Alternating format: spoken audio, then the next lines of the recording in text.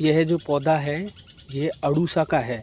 इसको अड़ुष्टा के नाम से भी जाना जाता है और यह दमा और खांसी के अंदर बहुत अच्छे तरीके से राहत देता है। ये पौधा रहा।